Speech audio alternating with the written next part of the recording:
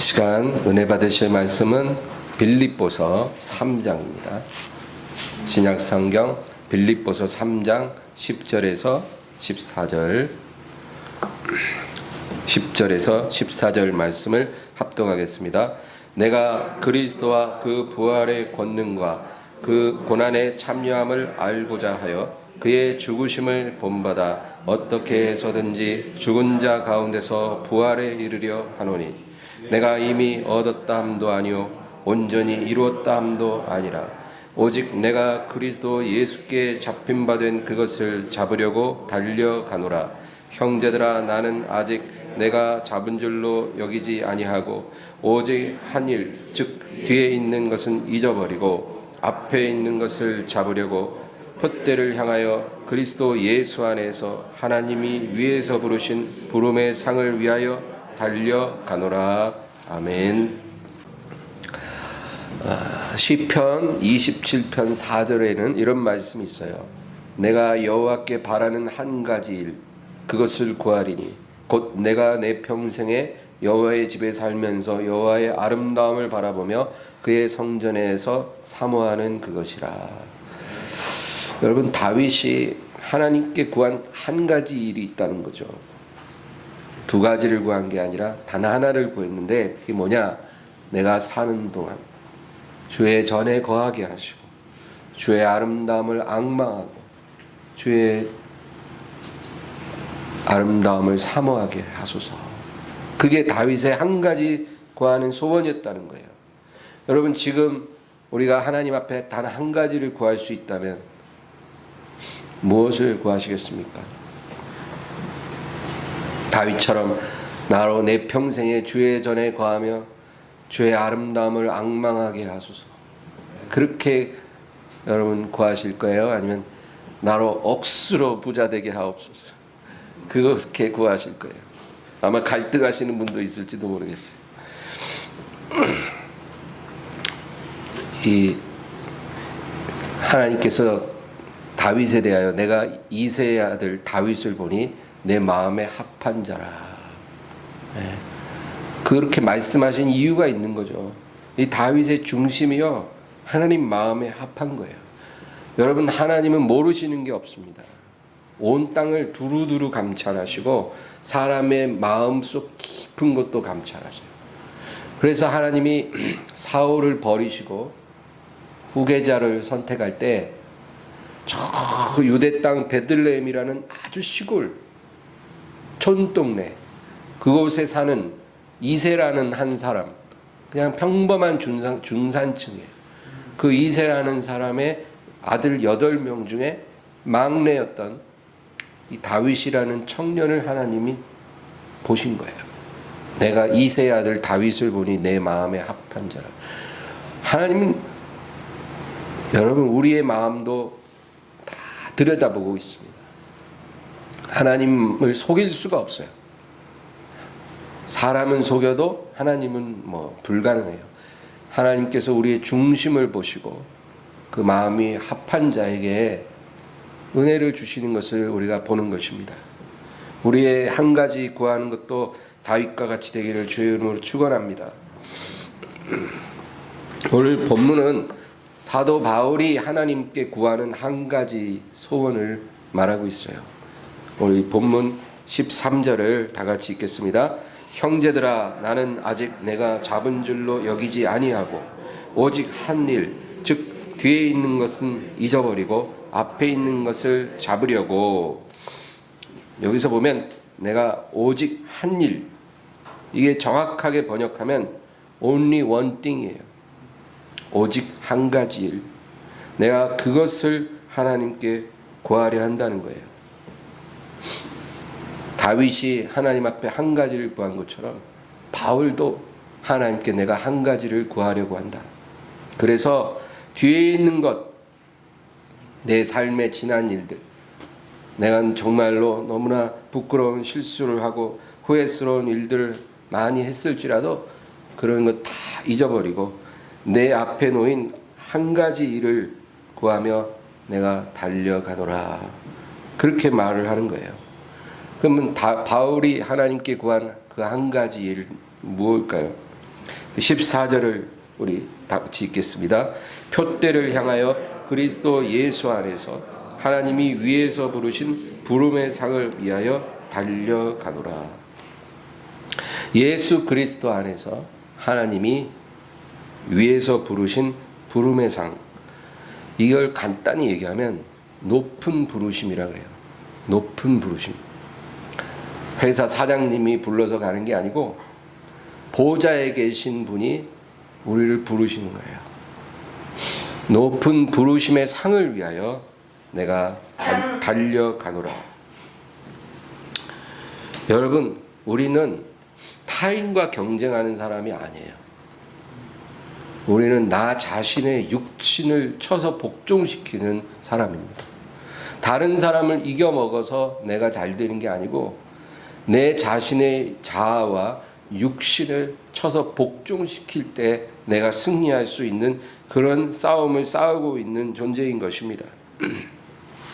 그런데 바울은 높은 부르심의 상을 향해 달려간다. 그 상이 무언가를 알고 있다는 거죠. 여러분, 우리에게 예비된 상이 무엇일까요?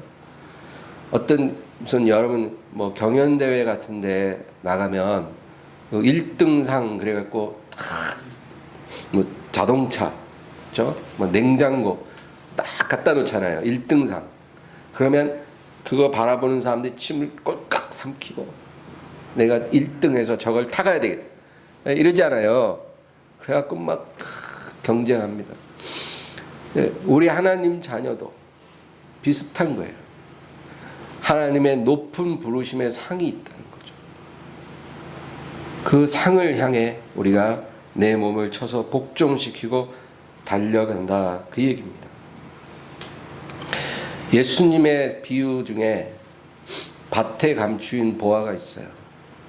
어떤 사람이 우연히 밭에 갔다가 묻혀진 보물을 발견한 거예요. 아무도 모르는 그런 밭에 묻혀있는 보물을 발견한 후에 수단 방법을 가리지 않고 돈을 모아 그 밭을 샀다는 거죠. 당연하죠. 우리 중에 그렇게 안 할 사람이 누가 있겠어요. 요즘에 여러분 혹시 영끌이라는 말 들어보셨어요? 영혼까지 끌어모아서 진짜 있는 돈 없는 돈 심지어 영혼까지 끌어모아. 계시록에 보면 큰 성 바벨론이 거래하는 물품 중에 향료가 있고 무슨 뭐가 있고 비단 값비싼 무슨 보석 다 있는데 마지막에는 사람의 영혼이라. 사람의 영혼까지 팔고 산다는 거죠. 근데 진짜 영끌, 있는 거 없는 거 영혼까지 다 끌어모아서 사는 거예요. 뭘? 부동산, 주식, 가상화폐, 큰 돈 번다는 거예요. 그래서 너도 나도. 근데 여러분, 우리 하나님 자녀는 영혼까지 끌어모아서 무엇에 투자해야 되냐면 높은 부르심의 상을 위해 투자해야 돼요. 할렐루야. 믿으시면 복이 있을지어다. 이게 믿어지면 정말 은혜예요. 이런 말 밖에 나가서 하면 누가 믿겠어요? 세상 사람들은 이런 말이 다 어리석어 보이는 거예요. 이런 말이 정말 믿어진다면 그게 은혜라고 저는 생각합니다. 우리는 높은 부르심의 상을 위해, 그걸 얻기 위해 밭에 감추인 보화를 발견한 사람이 모든 것을 팔아 그 밭을 사는 것처럼 천국은 이와 같으니라. 우리가 천국을 위해 영혼까지 끌어모아 우리가 그것을 사야 한다, 그 얘기죠. 사도행전 7장에는 스데반 집사의 죽음이 기록되어 있어요. 사도행전 7장 54절에서 56절까지를 한번 다 같이 읽겠습니다. 그들이 이 말을 듣고 마음에 찔려 그를 향하여 이를 갈거늘 스데반이 성령 충만하여 하늘을 우러러 주목하여 하나님의 영광과 및 예수께서 하나님 우편에 서신 것을 보고 말하되 보라, 하늘이 열리고 인자가 하나님 우편에 서신 것을 보노라 한대. 스데반이 군중 앞에서 설교를 합니다. 스데반의 설교가 얼마나 마음이 찔리든지 이를 갈았다는 거예요. 여러분, 하나님의 사람은 때를 얻든지 못 얻든지 하나님의 순종해야 되거든요. 근데 운이 좋으면 베드로처럼 그냥 듣는 사람들이 마음이 찔려서 3,000명이 회개하기도 하지만, 스데반처럼 운이 없으면 마음에 찔리기까지는 똑같은데 이를 갈며 돌을 던지는 거죠. 그럼 어떻게 해요? 그것도 하나님의 뜻이니까 받아들이는 거죠. 그런데 오늘 우리 이 사도행전 7장을 가만히 보면 스데반이 설교를 마치고 딱 하늘을 우러러 보는데 하늘이 열린 거예요. 그리고 보좌가 있고 그 우편에 서 계신 예수님을 보는 거예요. 그래서 스데반이 성령 충만하여 하늘을 우러러 주목하여 하나님의 영광과 및 예수께서 하나님 우편에 서신 것을 보고 말하되, 보라, 하늘이 열리고 인자가 하나님 우편에 서신 것을 보노라. 그렇게 외치니까 사람들이 막 화가 나가지고 돌을 던지. 그러나 전혀 개의치 않는 거예요. 막 돌에 맞아서 피를 흘리면서도 스데반은 오히려 행복했을 거예요. 왜? 하늘이 열리고 높은 부르심의 상을 본 거예요. 그러니까 너무 행복한 거예요. 죽는 순간에도 행복해요. 여러분,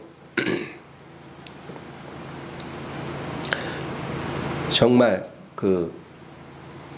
죽었다가 살아난 사람들 종종 있거든요.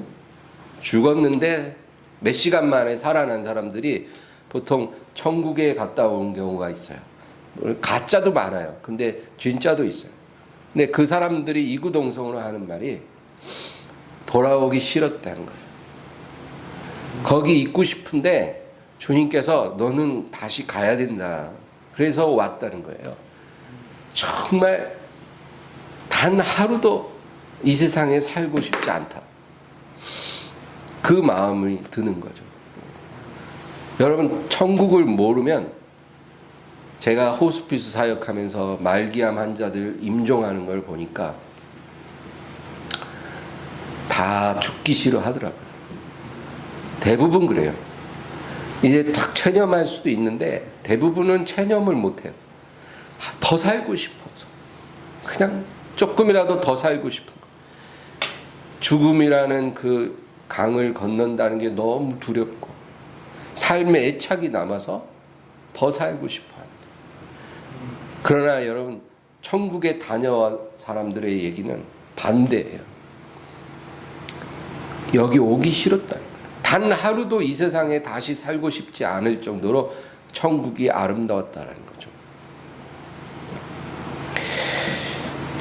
여러분도 다 스데반처럼 돌 맞아 죽으라 하는 얘기는 절대 아니고, 또 바울처럼 목베임을 당해서 하나님께 영광을 돌리라는 것도 아니고, 이 은혜는 우리가 예수를 위해 죽을 수 있는 은혜도요, 여러분 아무나 할 수 있는 게 아니라 하나님이 허락해야 하는 거예요. 네. 허락된 자만 누릴 수 있는 축복이고, 또 그럴 때 하늘이 열리는 것을 보는 거예요. 그래서 정말 죽는 순간에도 행복할 수 있다는 겁니다. 어쨌든 중요한 건 우리 눈이 어디를 향해 있느냐, 그게 중요하다, 그 얘기입니다. 우리가 무엇을 바라보고 사느냐, 우리의 표대는 지금 어느 지점에 세워져 있느냐, 이게 중요하다, 그 얘기예요. 우리의 표대가 당장 눈앞에 어떤 쾌락, 이익에 세워져 있는 사람이 있어요.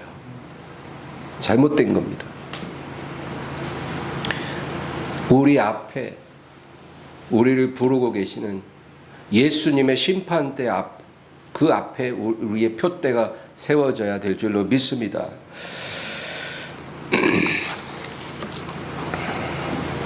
오늘 본문 빌립보서 3장 10절부터 12절을 우리 보겠습니다. 빌립보서 3장 10절에서 12절까지 다 같이 읽겠습니다. 내가 그리스도와 그 부활의 권능과 그 고난의 참여함을 알고자 하여 그의 죽으심을 본받아 어떻게 해서든지 죽은 자 가운데서 부활에 이르려 하노니 내가 이미 얻었담도 아니요 온전히 이루었담도 아니라 오직 내가 그리스도 예수께 잡힌 바 된 그것을 잡으려고 달려가노라. 아멘. 이 바울은 높은 부르심의 상을 향해 지금 자기가 달려가는데 오직 그것이 자신의 삶의 목적인데 그걸 이루기 위해 자기가 세 가지를 꼭 알아야겠다는 거예요. 그게 뭐예요? 그리스도를 알기 원하고, 그 다음에 그 부활의 권능을 알기 원하고, 그 고난의 참여함을 알기 원한다는 거예요. 그게 10절 말씀이에요. 내가 그리스도와 그 부활의 권능과 그 고난의 참여함을 알고자 하여 그러잖아요. 바울은 자신의 표대를 향해 달려가는데 자기가 꼭 알아야 되는 게 이 세 가지라는 거예요. 그리스도에 대해서 더 알고 싶은 거예요. 여러분, 예수님에 대해서 더 알아야 우리의 영성이 깊어지는 거예요. 우리의 믿음이 견고해지는 거예요. 우리에게 주시는 은혜가 커지는 거예요. 예수님을 내가 충분히 안다라고 생각한 사람은 정말로 아무것도 모르는 사람이에요. 우리 평생의 소원이 예수님의 그 영광과 아름다움을 10분의 1이라도 알기를 원하는 것이 돼야 되는 거예요. 예수님을 아는 것이 돈 버는 것보다 더 귀합니다. 그리고 그 부활의 능력과 그 고난의 참여함의 신비를 우리가 깊이 깨달아야 된다. 그거 못 깨달았기 때문에 교회를 그렇게 오래 다녔는데도 그냥 고난이 올까봐 전전긍긍하는 거예요. 그냥 조금만 안 좋은 일이 생기면 불안하고 두려워하고 기도도 안 나와요. 막 그런 일이 왜 일어나냐면 우리가 예수님을 너무 모르고 그 부활과 그 고난의 신비를 우리가 모르기 때문에 우리가 두려움 속에 살아간다는 거예요. 아니, 목사면 뭐하고 장로면 뭐합니까? 알아야 될 걸 모르면 아무 소용이 없는 거예요. 교회 50년 다니면 뭐하고 교회 10년 다니면 뭐예요? 오늘 바울이 고백한 것처럼 예수님을 알아야 되고 그 부활의 능력과 고난의 신비를 우리가 알기를 원하는 것입니다. 여러분, 저는 이 말씀을 묵상하면서 참 놀라웠어요. 왜냐하면 이 9절, 10절이 기록된 이 자리에 사실 내가 예상한 말은 뭐냐면 내가 높은 부르심을 향해 달려가기 위해 이제는 복음 사역에 박차를 가하여 저 로마를 복음화하고 서바나 스페인까지 가서 복음 전하고 그리고 저 북아프리카 카르타고까지 가서 복음 전하고 더 넓은 지역에 복음을 전해서 교회를 세우기를 원하노라. 이렇게 고백할 줄 예상했거든요. 저 높은 부르심의 상을 얻기 위해 주의 일을 더 많이 해야 되겠다. 근데 그게 아니라 바울이 뭘 고백하냐면 내가 이 그리스도를 더욱 알기 원하고 그 부활의 능력과 그 고난의 신비를, 그 고난의 참여함의 신비를 내가 알기를 원하노라. 여러분, 하나님은 우리가 무엇을 하느냐가 아니라 그것을 왜 하느냐를 중요하게 보셔요. 하나님 앞에 무엇을 하고 이거 중요한 게 아니라는 거예요. 사람들에게 얘기 들어보면 내가 앞으로 주님을 위해 뭘 하고 싶다고 그런 말을 많이 해요. 목사님, 제가요 돈 벌어서요 이런 거 하고 싶어요. 제가요 건강 회복해서 이런 거 하고 싶어요. 그런데 우리 하나님은 무엇을 하느냐가 아니라 그거를 왜 하느냐, 그거를 하나님은 우리에게 질문하신다는 거예요. 모든 능력은 하나님께 있거든요. 하나님은 우리에게 능력을 구하시는 분이 아니에요. 우리에게 이유를 물으시는 하나님이에요. 우리가 어떤 소원을 갖고 있으면 그 소원의 이유를 물어보셔요. 하나님, 사업이 크게 성공하도록 도와주세요. 정말 매출이 한 10배로 늘어나게 해주세요. 그러면 하나님이 우리에게 질문해요. 왜 사업이 성공하기를 원하느냐? 거기에 우리가 하나님을 만족시킬 수 있는 대답이 있어야 된다는 거예요. 여러분, 하나님은 속일 수 없죠. 우리 중심을 보시기 때문에 말로만 속일 수는 없는 노릇이에요. 하나님이 질문할 때 거기 대답이 있어야 된다는 거예요. 하나님, 우리 자녀들이, 새끼들이 잘 되게 해주세요. 그러면 하나님이 우리에게 질문을 하세요. 왜 너의 자녀가 잘 되기를 원하느냐? 아유, 그냥 뭐 험한 세상 잘 먹고 잘 살아야죠. 이런 식으로 대답할 수는 없다는 거죠. 하나님 앞에 대답할 답이 있어야 돼요.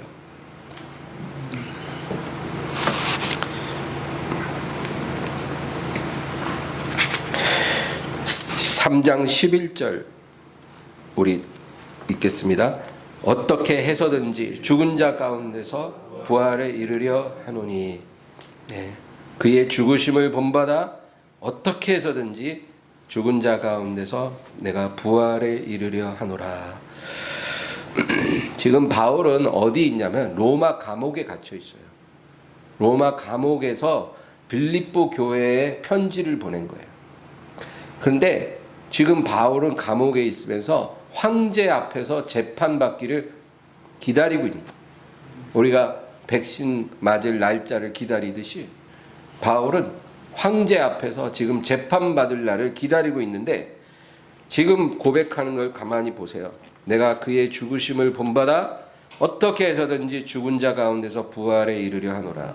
지금 바울은 황제의 재판을 기다리는 게 아니라 예수 그리스도의 심판대 앞에서 받을 판결을 준비하고 있는 거예요. 자신의 생애가 얼마 남지 않았다는 걸 깨닫고, 이제 내가 황제 앞에서 판결받는 게 중요한 게 아니라 이제 내가 이 세상 삶을 마치고 그리스도의 심판대 앞에 섰을 때 내가 어떤 판결을 받을까, 그것에 대해서 지금 바울은 관심이 있는 거예요. 그래서 내가 예수님과 같이 그의 죽으심을 본받아 어떻게 해서든지 그 죽은 자 가운데서 부활에 이르려 하노라. 여러분, 우리의 남은 시간이 만약에 지금 6개월밖에 없다면, 근데 사실 이런 말이 별 소용이 없는 게, 제가 6개월 남은 사람, 3개월 남은 사람 봤는데요, 그 남은 시간을 정말로 아름답게 마무리하는 사람 못 봤어요. 그 남은 시간 뭐 하다 가냐면 새로운 약, 새로운 풀뿌리, 그런 거 찾아다니다가 그러고 죽더라고요. 더 살라고. 근데 제가 그 입장이 안 돼봐서 뭐라고 말할 수는 없으나, 우리 하나님의 자녀는 항상 마음을 내려놔야 된다고 생각합니다. 예. 우리가 살아봐야 몇 년 더 사는 거예요. 그렇죠? 히스기야가 벽을 보고 앉아서 눈물로 기도했어요. 좀만 더 살게 해달라. 근데 하나님이 때로는 그 기도에 응답을 해주셔서 15년 더 살게 해주셨어요. 그래서 15년 더 살다 갔거든요. 그냥 가나 15년 더 사나 그렇게 큰 차이는 아니거든요. 그래서 우리는 하나님이 허락한 그 시간은 참으로 감사하며 살되 마음을 탁 내려놓고 살아야 돼요. 오늘이라도 하나님이 가자 하면 여한 없이 갈 수 있어야 돼요. 의사가 이제 약 6개월 정도 남았다고 보시면 됩니다. 이러면 예, 감사합니다. 그리고 치료는 받을 수는 있으나 여러분, 삶을 정리해야 돼요. 그럼 내게 지금 그 시간밖에 남지 않았다면 우리는 바울의 이런 소원과 우리의 소원이 닮아가야 할 거라고 생각을 합니다. 모든 그리스도인이 항상 바울과 같이 이런 마음을 품고 이런 소원을 갖고 살아야 한다고 믿습니다. 오늘 본문의 17절부터 19절 3장 17절에서 19절 다 같이 읽습니다. 형제들아 너희는 나를 본받으라. 그리고 너희가 우리를 본받은 것처럼 그와 같이 행하는 자들을 눈여겨보라. 내가 여러 번 너희에게 말하였거니와 이제도 눈물을 흘리며 말하노니 여러 사람들이 그리스도의 십자가의 원수로 행하느니라. 그들의 마침은 멸망이요 그들의 신은 배요 그 영광은 그들의 부끄러움에 있고 땅의 일을 생각하는 자라. 형제들아 너희는 함께 나를 본받으라. 이렇게 사도 바울이 담대하게 말하는 거예요. 나를 본받으라는 거예요. 내가 가는 이 길을 가라. 너희도 나와 같이 감옥에 갇히라 이런 말이 아니라 바울이 알기 원하는 것을 너희도 알기 원해야 하고 바울이 소원하는 것을 너희도 소원해야 한다는 거예요. 바울이 내가 그리스도를 알기 원하고 그 부활의 능력과 그 고난의 참여함의 신비를 알기를 원하노라 했다면 우리도 바울이 원하는 것을 우리도 원해야 한다는 거예요. 그것이 우리의 소원이 되어야 되고 그리고 바울이 표대를 향해 저 높은 곳에서 부르신 그 부르심의 상을 위해 내가 달려가노라 하면 우리도 표대를 거기다 세워야 된다는 거예요. 여러분 표대를 어디다 세우느냐가 그 사람의 가치를 말해줘요. 어떤 사람은 아예 표대가 없는 사람이 있어요. 그냥 짐승처럼 살아요. 짐승들은 배고프면 아무거나 잡아먹고 그렇죠? 그리고 배부르면 자고 그리고 잠에서 일어나서 또 배고프면 어슬렁거리다가 아무나 먹이가 있으면 잡아먹고 그렇게 사는 게 짐승이잖아요. 그런 식으로 그냥 눈앞에 쾌락이 있으면 즐기고 눈앞에 이익이 있으면 쟁취하고 그렇게 살아가는 사람들이 많다는 거예요. 표대가 없는 거예요. 그렇게 살지 말라는 거예요. 또 어떤 사람들은 표대를 한 5년 후, 10년 후, 20년 후에 딱 세워놨어요. 그러고는 뭐라 그러냐면 젊어서는 개처럼 벌고 늙어서는 정승처럼 쓰기 위해서 지금 일한다는 거예요. 그러니까 그 사람의 표대는 이제 늙어서 정승처럼 쓰는 그 순간에 세워져 있는 거예요. 그래서 젊을 때 수단 방법 안 가리고 돈 벌고 열심히 일한다는 거예요. 그런 표대도 있어요. 하나님 자녀들은 어디다 세워야 돼요?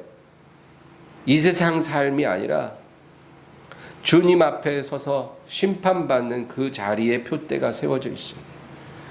그 순간에 내 삶의 모든 보상을 받을 수 있다라는 그 믿음이 우리에게 필요하다는 것입니다. 그래서 오늘 바울이 원하는 것 우리도 원하고 바울이 소원하는 것을 우리도 소원해야 한다고 말씀하는 거예요. 그리고 18절에 보면 내가 여러 번 너희에게 말할거니와 이제도 눈물을 흘리며 말하노니 여러 사람이 그리스도의 십자가의 원수로 행하느니라.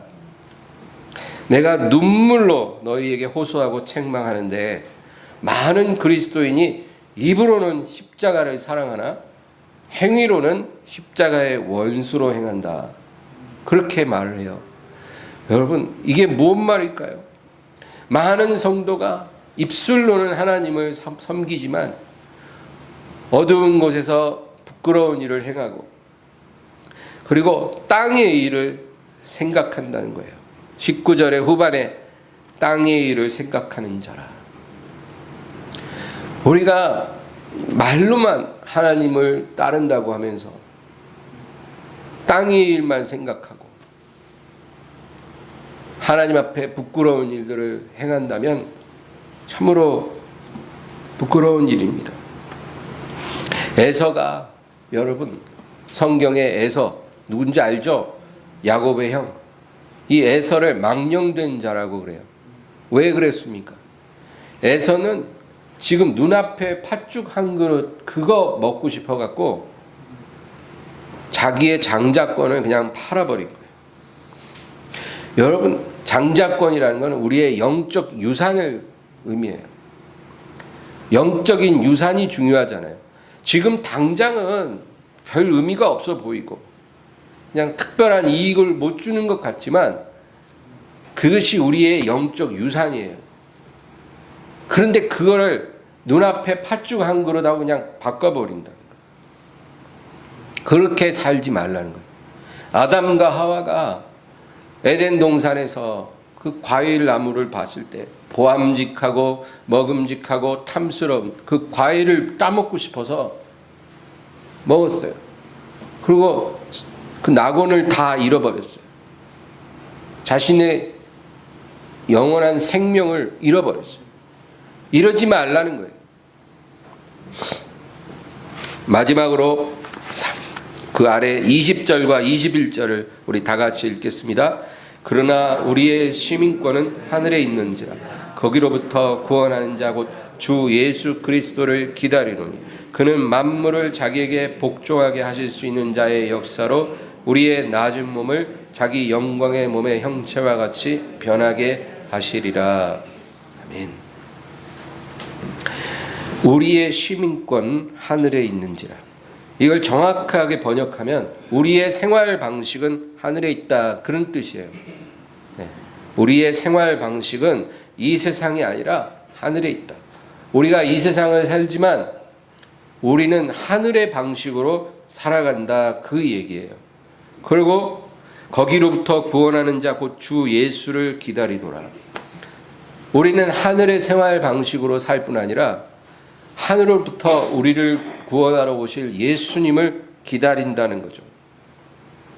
여러분, 예수님이 하늘의 생활 방식으로 살아가는 백성을 데리러 오십니다. 교회 다니는 사람을 데리러 오는 게 아니라 하늘의 방식으로 사는 사람을 데리러 온다는 거예요. 그래서 바울은 뭐라 그래요? 그를 기다린다. 우리의 시민권, 우리의 생활 방식은 하늘에 있는지라 거기로부터 구원하는 자 곧 주 예수를 기다리노니 그는 만물을 자기에게 복종하게 하실 수 있는 자의 역사로 우리의 낮은 몸을 자기 영광의 몸의 형체와 같이 변하게 하시리라. 할렐루야. 우리의 낮은 몸, 천한 몸, 우리의 이 불완전한 몸을 예수님이 가지신 그 완전한 몸과 같이 변화시키실 것이다. 이 약속이 우리에게 있는 거예요. 여러분, 주님은 언제 오신다고 우리에게 미리 말하시지 않아요. 혹시 누가 뭐 이것저것 계산해 보니까 언제쯤 오실 것 같아요. 근데 그런 말은 너무 신뢰하지 마세요. 그런 말을 믿고 두려움에 잡히지 마세요. 본질적으로 우리는 그 날을 알 수 없는 거예요. 그러나 오십니다. 예수님은 갑자기 오셔서 하늘의 방식으로 살아가는 사람들을 데리고 가셔요. 그리고 우리의 이 낮은 몸, 천한 몸을 영광스러운 몸으로 변화시켜 주시는 거예요. 저는 이 순간을 너무나 기다리고 살아요. 제가 젊을 때는요, 이 말씀이 귀에도 안 들어왔어요. 지금 몸도 나쁘지 않은데 그렇잖아요. 야, 여러분 25살짜리 청년이 부활의 몸은 30세의 몸이다 그러면 좋아하겠어요? 25살의 몸이 더 좋은데. 젊을 때는 부활의 몸을 입혀주신다는 말이 그렇게 와닿지가 않아요. 그러나 지금 이제 점점 나이 드니까 부활의 몸을 입을 날이 정말 기다려져요. 여기저기 불편한 게 많거든요. 예. 제가 천식에, 비염에, 폐도 안 좋아요. 그러니까 숨 쉬는 게 평상시 불편한데 자기 전에 꼭 그 약을 해야 돼요. 그 천식 약을 이렇게 흡입하고 비염 코에다 뿌리고 그래야 잠을 자지, 안 그러면 잠을 잘 못 자요. 그러니까 제가 막 탄식이 나오는 거예요. 하나님 좀 고쳐주세요. 좀 편하게 해주세요. 그런데 하나님이 그런 기도 들어주실 수도 있지만 안 들어주시기도 해요. 왜 안 들어주시는지는 모르겠으나 분명한 거는 그 응답이 지연됨으로 인해서 제가 부활을 더 간절히 소망하게 된다는 거. 주님이 오셔서 새 몸 주시는 날을 더 원하는 거예요. 제가 건강했으면 그러지 않았을 건데. 주여 어서 오시옵소서. 마라나타. 할렐루야. 하나님은 우리의 영적 유익을 위해서 우리에게 주실 것 주시고 안 주실 건 안 주셔요. 그러니까 너무 뭐 야속하다 그러지 말고 내 판단보다 하나님 판단이 옳다라는 믿음을 가지세요. 안 주시면 그것이 지금 나에게 유익하다 이렇게 믿어야 우리의 마음이 쉼을 얻고 감사할 수 있는 거지. 왜 안 주시냔 말이야. 금식하고 철야하고 간절히 기도하는데 목사님 안수리 10번은 받았구만. 차도가 없네. 이렇게 생각하면은 막 불만이 생기니까. 그러지 마시고 하나님이 주시면 주시는 게 유익인 거고 안 주시면 안 주시는 게 유익이라는 거죠. 여러분, 그러므로 오늘 결론적으로 오늘 본문은 바울의 인생관이에요. 내가 하나님께 한 가지를 구한다. 그것은 바로 높은 부르심의 상이다. 그래서 내가 하나님께 구하는 것이 그리스도를 알기 원하고 부활과 고난의 신비를 알기 원하고 그리고 내 앞에 있는 표대를 향해서 내가 달려가노라. 그렇게 고백한 것처럼 여러분도 우리도 바울이 구한 것을 구하게 되고 바울이 세운 표대를 향해 달려가고 바울이 기다리는 것을 기다리는 그런 성도가 되기를 주의 이름으로 축원합니다. 우리 말씀을 생각하면서 우리 간절히 주여 세 번 부르고 기도하겠습니다. 주여, 주여, 주여.